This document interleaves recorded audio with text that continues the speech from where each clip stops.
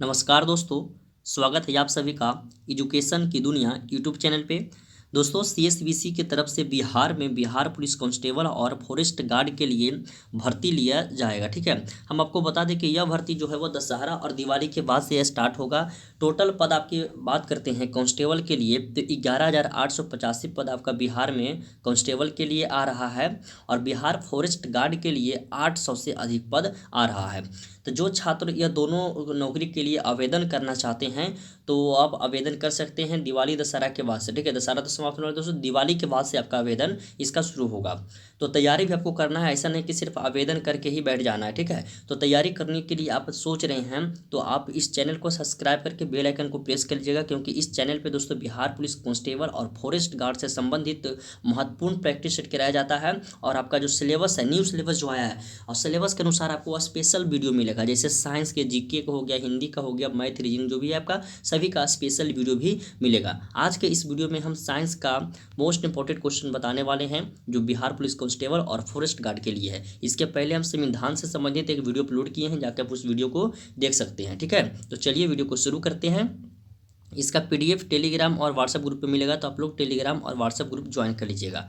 देखिए पहला प्रश्न में क्या है कि पार्सेक किसकी मापन इकाई है। पार्सेक से क्या मापा जाता है। ऑप्शन ए में है तारकों घनता, और ऑप्शन बी है खगोलीय दूरी, और सी है खगोलीय पिंडों की चमक, और ऑप्शन डी है विशालकाय तारकों की कक्षीय वेग। तो दोस्तों पार्सेक से क्या मापा जाता है, तो खगोलीय दूरी मापा जाता है। ठीक है, देखिए याद रखिएगा कि एक पार्सेक बराबर, यदि आपसे पूछेगा कि एक पार्सेक बराबर कितना होता है, तो 3 × 10⁻16 मीटर होता है एक पार्सेक बराबर।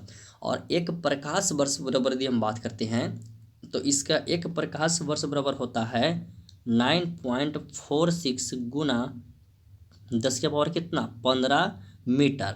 और एक पार्सेक बराबर, देखिए यह तो मीटर में हो गया एक पार्सेक बराबर। ठीक है, यह एक पार्सेक बराबर है 3 × 10⁻16 मीटर, और यह एक प्रकाश वर्ष बराबर हो गया कितना 9.46 × 10⁻15 मीटर।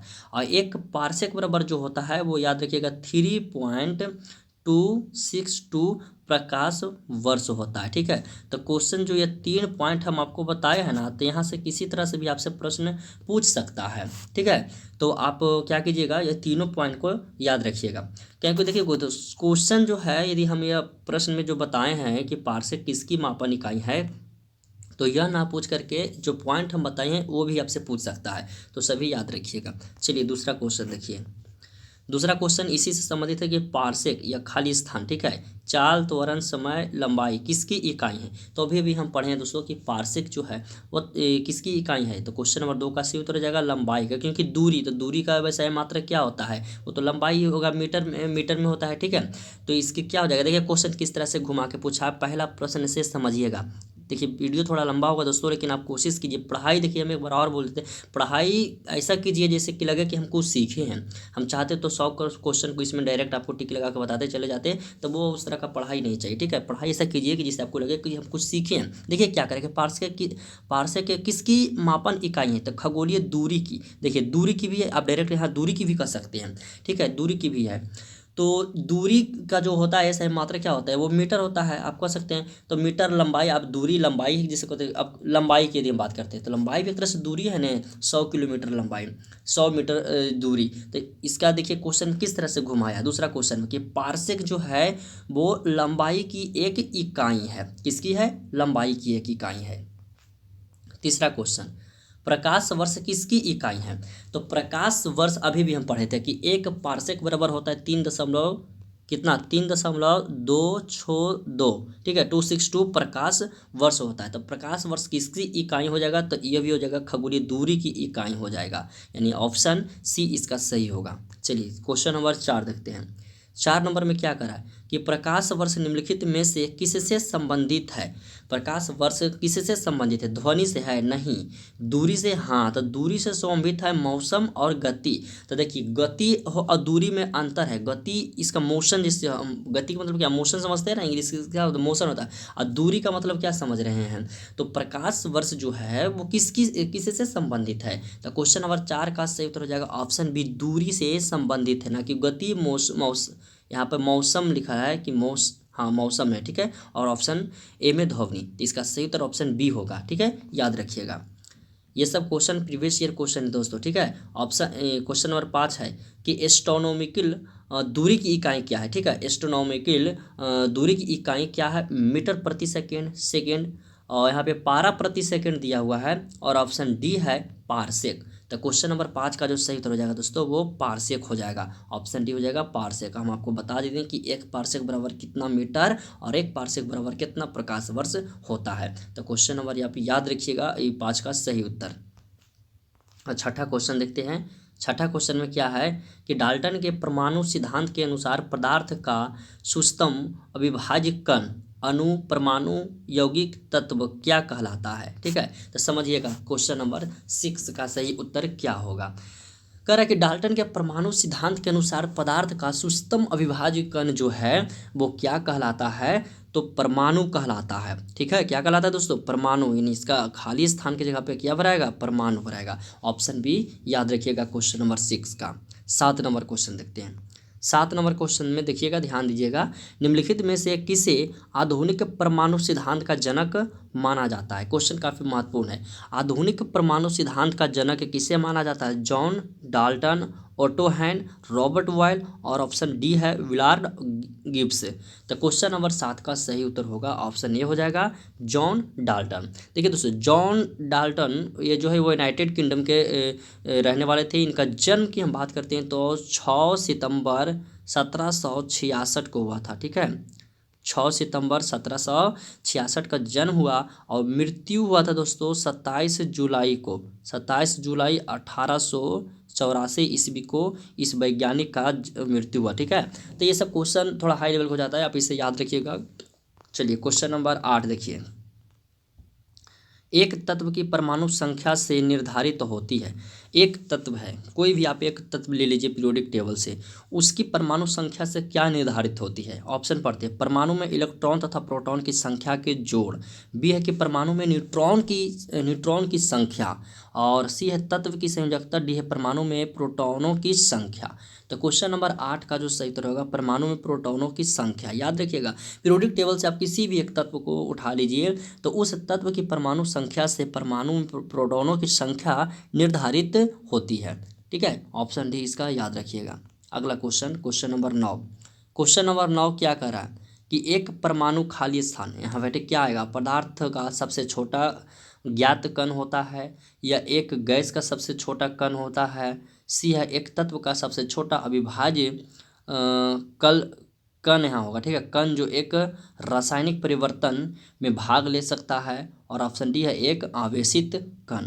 तो क्वेश्चन नंबर 9 का सही उत्तर होगा दोस्तों ऑप्शन सी हो जाएगा। ऑप्शन सी में क्या कर रहा है कि एक तत्व का सबसे छोटा अविभाज्य कण, यहाँ पे कण होगा, इसको काटिए, कण जो एक रासायनिक परिवर्तन में भाग ले सकता है। एक परमाणु का, ठीक है, एक परमाणु का एक तत्व का सबसे छोटा अविभाज्य कण जो एक रासायनिक परिवर्तन में भाग ले सकता है, इसका ऑप्शन सी याद रखिएगा। अगला क्वेश्चन देखते हैं, 10 नंबर क्वेश्चन। 10 नंबर क्वेश्चन में क्या कहेंगे, परमाणुओं के उप परमाणु कण, ठीक है, परमाणुओं के उप परमाणु कण कौन कौन है, ठीक है, ये आपसे पूछा है। तो परमाणुओं के उप परमाणु कण प्रोटॉन, इलेक्ट्रॉन तथा न्यूट्रॉन है। तो क्वेश्चन नंबर 10 का सही उत्तर ऑप्शन डी हो जाएगा। याद रहेगा सभी को, परमाणु के उप परमाणु कण कौन कौन, यहाँ से इस तरह से क्वेश्चन पूछेगा, परमाणु के उप परमाणु कण कितने हैं, 3 है, कौन कौन है, तो प्रोटॉन, इलेक्ट्रॉन और न्यूट्रॉन है। ऑप्शन डी इसका सही हो जाएगा। 11 नंबर क्वेश्चन। 11 नंबर क्वेश्चन है कि प्रसिद्ध विकासवादी चार्ल्स डार्विन ने अपने किस पुस्तक में अपने सिद्धांत का प्रतिपादन किया। क्वेश्चन नंबर 11 ध्यान से समझिएगा, ठीक है। कह रहा है कि प्रसिद्ध विकासवादी चार्ल्स डार्विन ने अपने किस पुस्तक में अपने सिद्धांत का प्रतिपादन किया। तो 11 नंबर क्वेश्चन का सही उत्तर हो जाएगा द ओरिजिन ऑफ स्पीसीज, ठीक है। एक बार इसे फिर से एक बार देख लेते हैं। ऑप्शन बी में क्या लिखा है कि द ओरिजिन ऑफ स्पीसीज हो जाएगा, ठीक है। ऑप्शन बी इसका सही हो जाएगा। देखिए ये तो साइंस, इससे तो आप जीके का ये क्वेश्चन है, लेकिन ये आपका जो क्वेश्चन बैंक आपका एसएससी का क्वेश्चन बैंक, देखिए आप लोगों को बुक की हम बात करते हैं दोस्तों, तो एसएससी का एक आता है क्वेश्चन बैंक आता है, ठीक है, जिसमें आपका हिंदी और इंग्लिश छोड़ करके बाकी जितना भी आपका जैसे हो गया आर्ट्स में जितना भी आपको पढ़ना है, history, geography, politicals, economics, physics, chemistry, bio और कंप्यूटर, यह सब का क्वेश्चन आपको उस बुक में मिलेगा। एसएससी का क्वेश्चन बैंक में मिलेगा। और जितना एग्जाम होता है, जैसे हिस्ट्री की यदि हम बात करते हैं ना, तो प्राचीन काल वगैरह हो गया, जो भी मन हो गया, तो प्राचीन काल से, प्राचीन भारत से जो क्वेश्चन पूछेगा जौन एग्जाम में ना, तो वो सभी का क्वेश्चन आपको दे देगा। जो चैप्टर से पूछेगा वो क्वेश्चन भी दिया हुआ रहेगा इस बुक में। तो तैयारी करने के लिए ना हमारे हिसाब से बहुत ही बेहतर बुक है। तो आप लोग इसे यदि आपके पास है ना, तो इसमें से जो क्वेश्चन दिया हुआ है तो उसको भी आप पढ़िएगा। और उस हम तो 3-4 बुक से आपका क्वेश्चन सेट करके देते हैं, लेकिन आप लोग के पास ये बुक है तो इस पर थोड़ा फोकस कीजिएगा और क्वेश्चन को याद कीजिएगा। क्वेश्चन नंबर 12 है कि दोस्तों कि उद विकास का सिद्धांत किसने विकसित किया। तो 12 नंबर का सही उत्तर याद रखिएगा, चार्ल्स डार्विन ने किया था। ठीक है, किसने किया? चार्ल्स डार्विन ने। क्वेश्चन नंबर 13 नंबर क्वेश्चन में क्या करा कि वातावरण में होने वाले परिवर्तन जो हमें उनके प्रति प्रतिक्रिया देने के लिए प्रतिबद्ध करते हैं, क्या कहलाता है? श्वसन क्रिया कहलाता है, उत्सर्जन कहलाता है, उद्दीपन कहलाता है, या प्रजनन कहलाता है? तो 13 नंबर क्वेश्चन का सही उत्तर हो जाएगा उद्दीपन कहलाता है। ऑप्शन सी इसका याद रखिएगा, उद्दीपन। ठीक है, आप लोग दोस्तों कमेंट करके हमें बताइएगा, एक टाइम बताइए कि शाम को कितना बजे बिहार पुलिस कांस्टेबल और फॉरेस्ट गार्ड के लिए लाइव टेस्ट स्टार्ट करें। ठीक है, सोच रहे हैं दोस्तों दिवाली के बाद से लाइव टेस्ट स्टार्ट करने के लिए, या कि दशहरा के बाद से लाइव टेस्ट स्टार्ट करें? आप लोग कमेंट करके बताइए, जिसमें से आपका पूरा एक सेट रहेगा और सेट का लाइव टेस्ट चलेगा। तो आप सभी लोग यदि लाइव टेस्ट में भाग लेना चाहते हैं तो कमेंट करके टाइम बताइए कि कितना बजे हम शुरू करें। ठीक है दोस्तों, सभी लोग बताइएगा। 14 नंबर क्वेश्चन देखते हैं। जिन विशिष्ट संरचनाओं अथवा संभाव की उपस्थिति किसी पौधे अथवा जंतु को उसके परिवेश में रहने के योग्य बनाती है, क्या कहलाती है? ठीक है, तो इसका क्वेश्चन नंबर 14 का सही उत्तर अनुकूलन याद रखिएगा, अनुकूलन कहलाती है। जिन विशिष्ट संरचनाओं अथवा संभाव की उपस्थिति किसी पौधे अथवा जंतु को उसके परिवेश में रहने के योग्य जो बनाती है, उसे बनाती है, वह अनुकूलन कहलाती है। ऑप्शन ए याद रखिएगा। 15 नंबर क्वेश्चन है कि प्राकृतिक चयन तंत्र को वर्णित करने की पद्धति के रूप में योग्यतम की उत्तरजीविता वाक्यांश निम्नलिखित में से किसका कथन है? क्वेश्चन नंबर 15 भी देखिए, सब पूछा हुआ क्वेश्चन है, सब एसएससी जो एग्जाम लेता है उसमें सब यह क्वेश्चन पूछा हुआ क्वेश्चन है। ठीक है, तो 15 का सही उत्तर हो जाएगा दोस्तों, ऑप्शन बी होगा, हर्बर्ट स्पेंसर। याद रखिएगा क्या? Herbert Spencer. अब आप लोग बताइए कि क्वेश्चन का लेवल और बढ़ाएं या क्वेश्चन के लेवल ठीक है? आप सभी लोग नीचे कमेंट करके बताइएगा। वीडियो पसंद आया तो लाइक करके चैनल को सब्सक्राइब करके बेल आइकन दबा लीजिएगा, जिससे कि बिहार पुलिस कांस्टेबल और फॉरेस्ट गार्ड से संबंधित जो भी हम वीडियो अपलोड करें, चाहे वह नोटिफिकेशन हो वैकेंसी से संबंधित या सेट प्रैक्टिस हो, तो आप उसका नोटिफिकेशन जो है आपके पास समय के अनुसार चला जाएगा। ठीक है, तो चैनल को सब्सक्राइब करके रखिएगा, तब आपको पास ये नोटिफिकेशन जाएगा। तो आज के लिए इतना ही दोस्तों, मिलते हैं अगले क्लास में।